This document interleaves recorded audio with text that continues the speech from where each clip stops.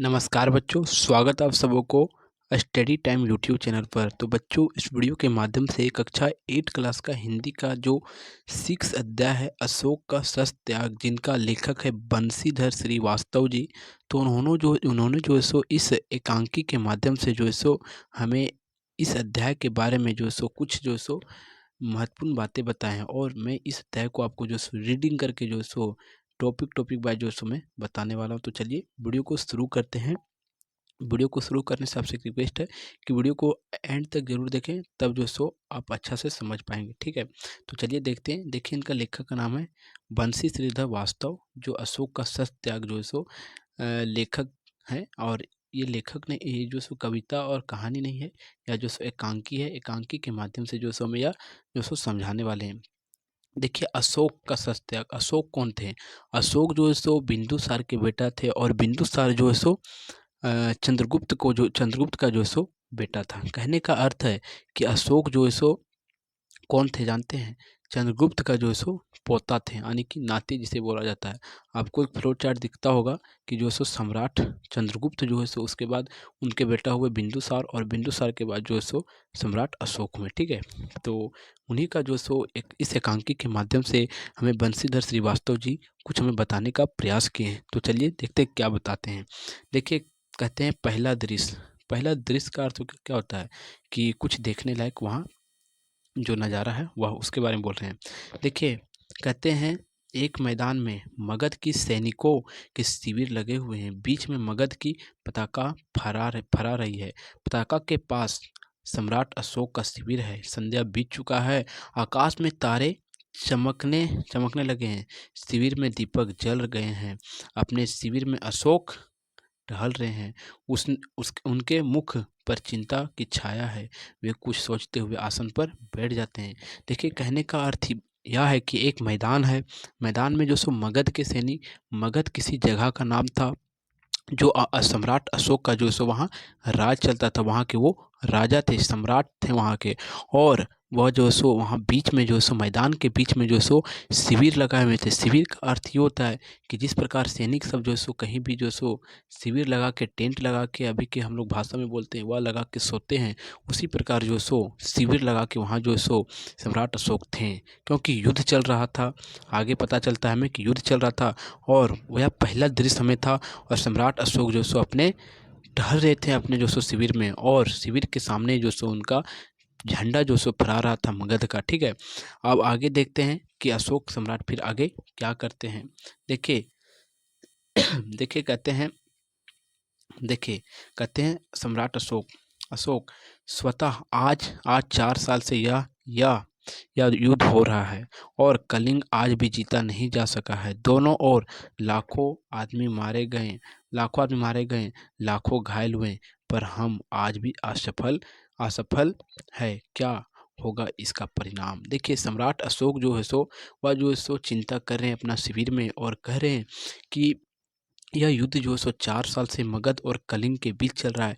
कलिंग भी जो सो एक राज्य था, और वहाँ के भी जो जो राजा थे। तो वहाँ के जो राजा है और मगध के जो राजा जो अशोक हैं, इन दोनों में जो सो दोनों के बीच जो है सो पूरा तरह से युद्ध छिड़ गया था। और यह युद्ध जो है सो 4 सालों से चल रहा था, और इसका परिणाम जो है सो अभी तक कुछ नहीं आया था। तो यही जो है सो मगध के राजा सम्राट अशोक जो है सो सोच रहे थे। तभी द्वारपाल आते हैं। शीश झुकाकर राजन संवाददाता आना चाहता है, और जो सो शिविर में एक जो है सो संवाददाता का अर्थ होता है जो सूचना प्रदान करता है, वह अंदर आता है। और वह कहता है कि महाराज, आपका गुप्तचर जो सो एक समाचार लेके आया है, वह अंदर आना चाहता है। महाराज फिर अशोक कहते हैं कि आने दो उसे। फिर संवाददाता प्रवेश करा। महाराज अशोक की जय हो। शुभ शुभ संवाद है। गुप्तचर समाचार लाया कि कलिंग के महाराज लड़ाई में मारे गए। और गुप्तचर जो सो कहता है महाराज को आकर कि महाराज, जो कलिंग के राजा जो थे वह जो सो मारे गए। फिर आगे सम्राट कहते हैं, प्रसन्नता पूर्वक, खुशी के मारे वह कहते हैं, क्योंकि जो सो लड़ाई तो उसी के था, उसी से सम्राट अशोक और कलिंग के राजा से। तो कलिंग के राजा जो सो मारे जाते हैं, तो अब जो सो अशोक राजा जो है, जो मगध के राजा हैं, वह खुश हो जाते हैं। और संवाददाता इस प्रकार की सूचना जो सो वह लेके आते हैं। फिर जो सो सम्राट अशोक जो सो प्रसन्नतापूर्वक मारे गए, तो मगध मगध की विजय हुई और जो सो अशोक कह देते हैं कि महाराज की जो सो सॉरी मगध की जो सो इस प्रकार से विजय हो जाती है और कलिंग जीत ले गई और हमारे द्वारा जो सो कलिंग जो सो राज्य है उसे हम जीत लिए। फिर संवाददाता चुप रह गया और संवाददाता जो है सो चुप रह गया। फिर अशोक बोलते क्यों नहीं हो, तुम चुप क्यों हो? लेकिन सम्राट अशोक कहते हैं कि तुम बोल क्यों नहीं रहे हो, तुम चुप क्यों हो गए हो? फिर संवाददाता धीरे से बोलूं बोलूं क्या महाराज, कलिंग दुर्ग के पटाखा आज भी बंद है। फिर किस मुंह से कहूं कि कलिंग जीत ली गई है। लेकिन देखिए, जो संवाददाता है वो अशोक से कहते हैं कि महाराज किस मुंह से कहूं कि जो सो कलिंग जीत ली गई है, क्योंकि कलिंग का जो सो दरवाजा, जो राज्य की दरवाजा जो होती पटाखाएं उसे बोला जाता है, वह अभी भी बंद है। तब जो सो किस मुंह से हम बोलें कि जो सो वह कलिंग हम जीत लिए हैं। और इस प्रकार महाराज जो सो फिर कहते हैं, सम्राट अशोक है उत्तेजित हो जाते हैं, गुस्से हो जाते हैं। कलिंग की पटाखाएं बंद अभी भी बंद हैं। संवाददाता हाँ महाराज, कलिंग के पटाखा आज भी बंद है। अशोक उत्तेजित होकर खड़े हुए और जो आसन पर बैठे थे शिविर में, तो वह जो सो उत्तेजित होकर जो सो सम्राट अशोक खड़े हो जाते हैं और कहते हैं बंद है तो खुल जाएंगे, बंद तो खुल जाएंगे। जाओ जाओ जाकर सेनापति से कह दो कि कल सेना का संचालन मैं स्वयं करूंगा और कल कल या तो कलिंग के दुर्ग के पटाखाएं खुल जाएंगे या मगध की सेना की वापसी वापसी चली जाएगी। जाओ, हाथ हाथ से जाने का संकेत करते हैं। और महाराज जो सो सम्राट सो गुस्सा जाते हैं और वह कहते हैं कि जो सो अगर कलिंग का पटाखाएं नहीं खुली हुई है तो जो सो कल जो सो मैं सेना का संचालन खुद करूंगा। या इस बात को तुम संवाददाता जाके सेनापति की कह दो। और जो सो महाराज गुस्से में जो सो यह बात कहते हैं उत्तेजित स्वर में और हाथ से इशारा करते हैं कि तुम चले जाओ। फिर दूसरा दृश्य देखने, ये तो पहला दृश्य यहाँ तक था। अब दूसरा दृश्य देखते हैं। दूसरे दिन कहते हैं कि दूसरे दिन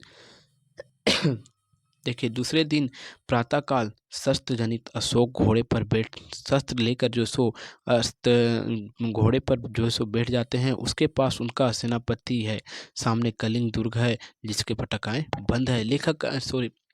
महाराज क्या करते हैं, जो सम्राट अशोक है वो दूसरे दिन क्या करते हैं, वह जो सेनापति जो होते हैं उसका जो सो संचालन वह खुद करने लगते हैं पूरा सेना का। और वह शस्त्र लेकर हाथ में जो सो घोड़े पर बैठ जाते हैं और कलिंग की ओर चल पड़ते हैं। और अभी भी जो सो देखते हैं कि कलिंग के पटाखाएं जो सो अभी भी बंद है। फिर आगे कहते हैं अशोक कहते हैं, मेरे वीर सैनिक, आज 4 साल से युद्ध युद्ध हो रहा है, फिर भी कलिंग जीती नहीं गई है। इसके उसके उसके किसी दुर्ग पर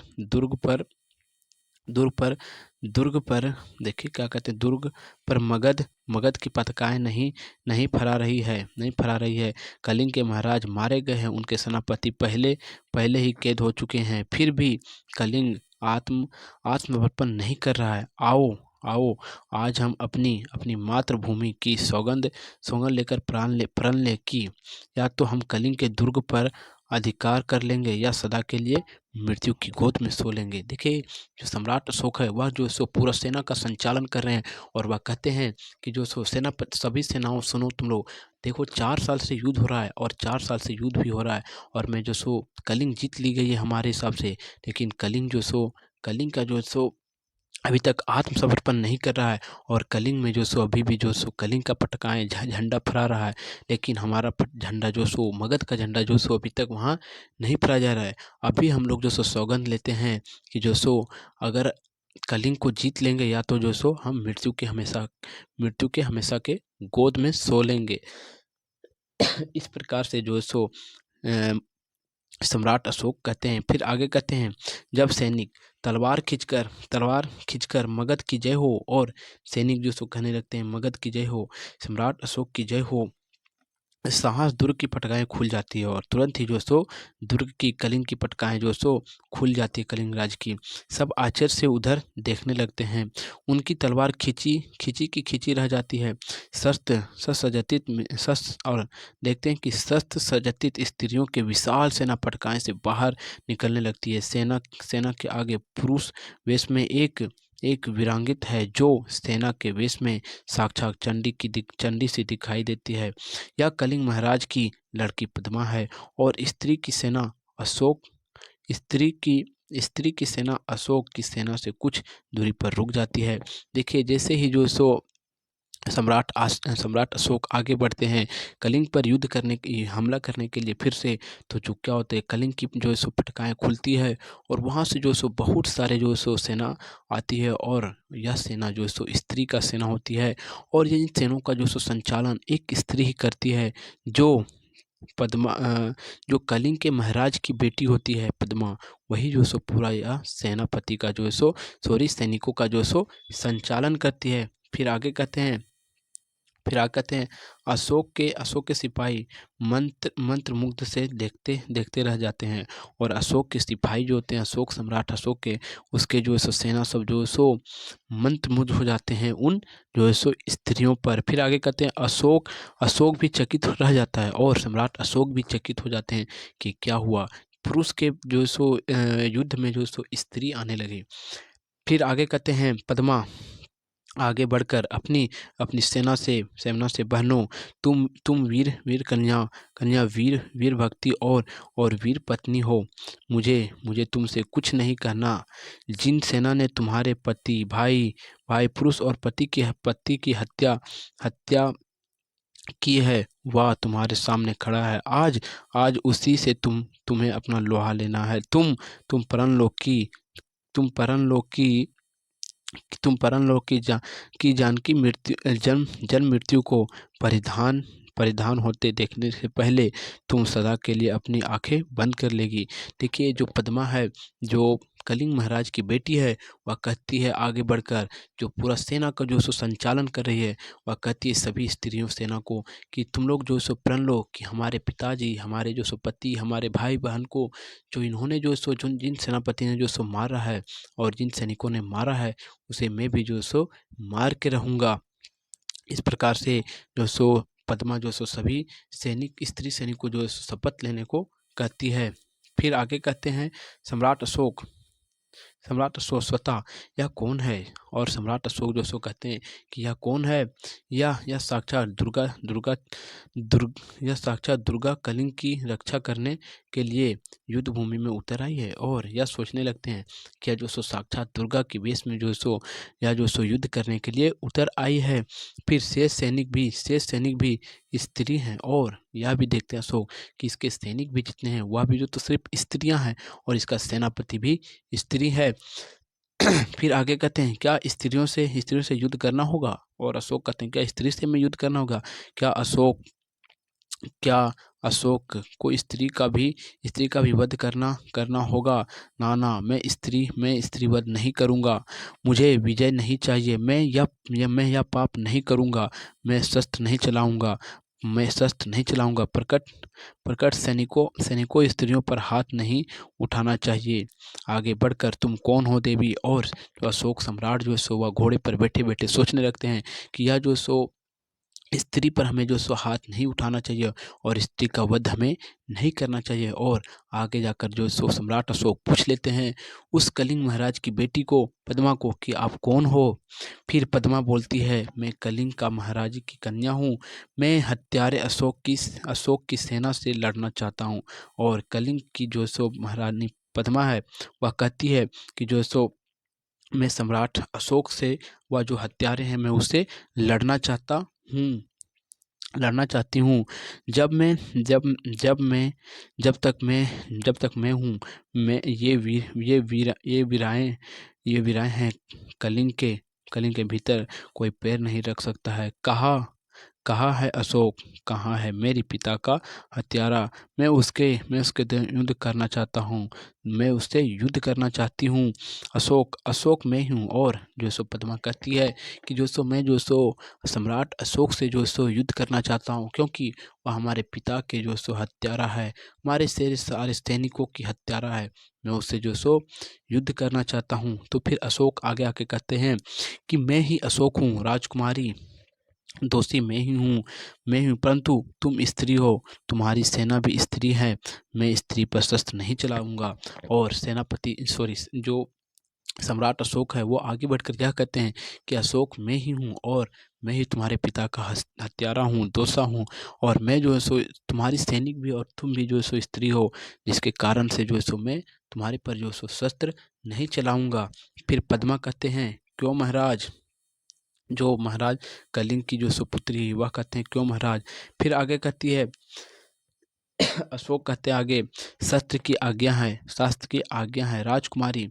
और पद्मा कहती है कि महाराज क्यों आप शस्त्र नहीं चलाएंगे, और महाराज इसी बात पर कहते हैं कि यह हमारे शास्त्र की आज्ञा है।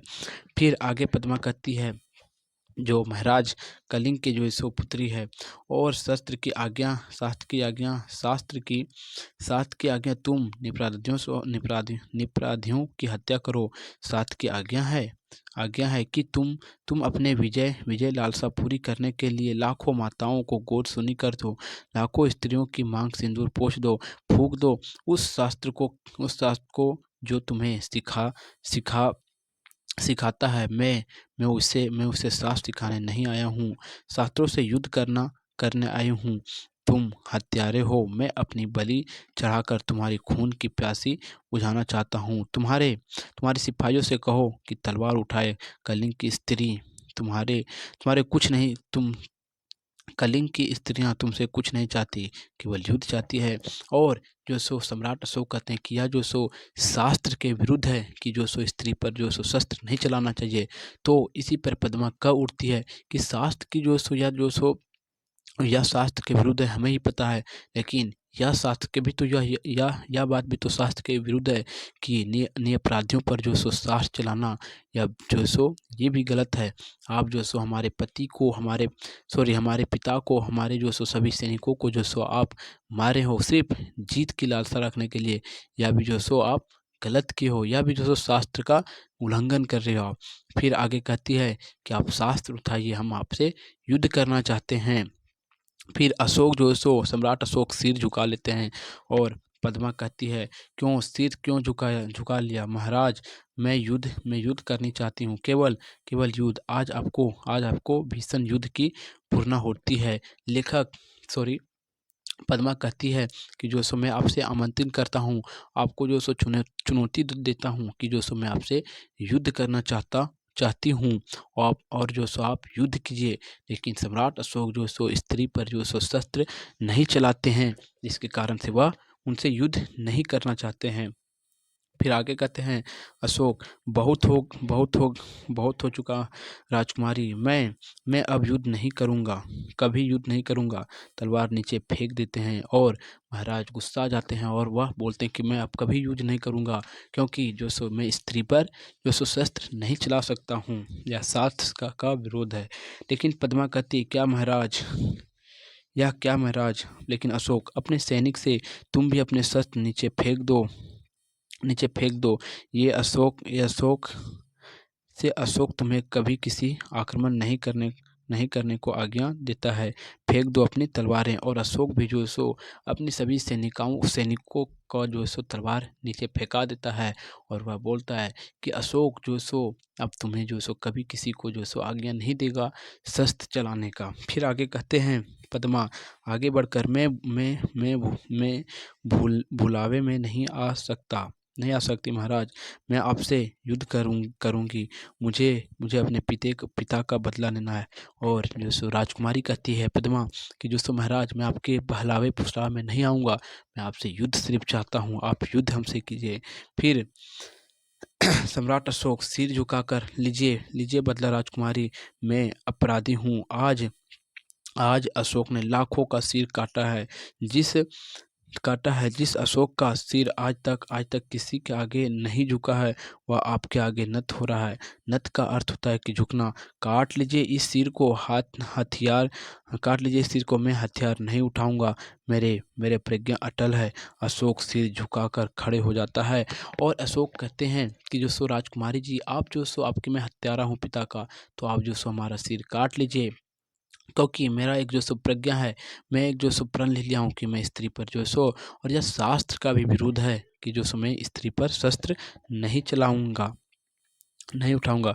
फिर आगे कहते हैं लेखक पद्मा फिर पद्मा कहती है जो तो जाइए महाराज, स्त्री भी निहत्थे पर वार नहीं करती है। और पद्मा भी इस प्रकार कह देती है कि जाइए महाराज, जो सो अगर आप जो सो किसी स्त्री पर शस्त्र नहीं चलाएंगे, तब निहत्थे पर मैं भी जो है सो शस्त्र नहीं चलाता हूँ। आप निहत्थे हो तो मैं भी जो सो आप पर शस्त्र नहीं चलाऊंगा। और पद्मा भी जो सो महाराज को छोड़ देती है।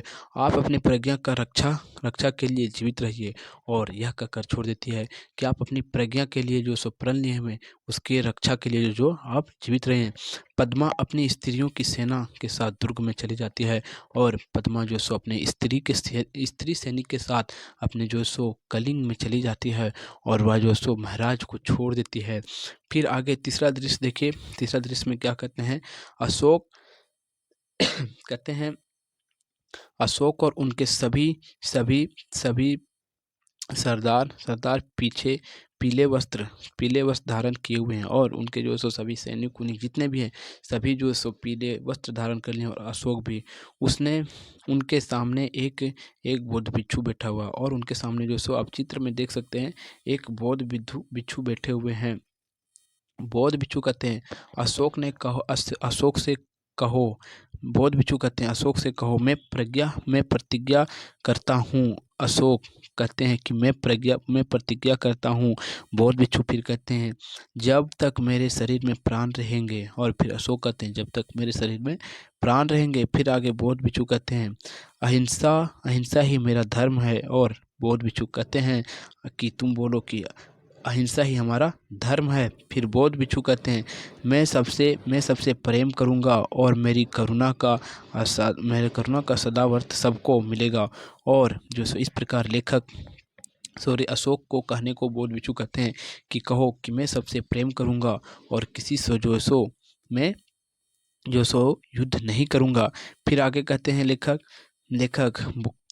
यानी कि बौद्ध भिक्षु जी की प्रतिज्ञा करो कि जब तक जीवित रहूंगा अपनी प्रजा की भलाई करूंगा, सब प्राणियों को सुख और शांति पहुंचाने का प्रयत्न करूंगा, सब धर्मों का समान दृष्टि से देखूंगा। और बौद्ध भिक्षु जी जो है वह जो अशोक सम्राट अशोक है उनसे कहते हैं कि जो सो तुम बोलो या कह प्रतिज्ञा करो कि जो सो जब तक मैं जीवित रहूंगा तब तक जो सो सभी प्राणियों को जो सो रक्षा करूंगा, राजा प्रजा का जो सो अच्छे से देखभाल करूंगा। फिर आगे कहते हैं बौद्ध भिक्षु बोलो बुद्धम शरणम गच्छामि, धर्मं सच्चन गच्छामि, शरणम गच्छम गच्छामि। और सभी बुद्ध भिक्षु के साथ बोलते हैं बुद्धं शरणम गच्छामि, धर्मं शरणम गच्छामि और संघं शरणम गच्छामि।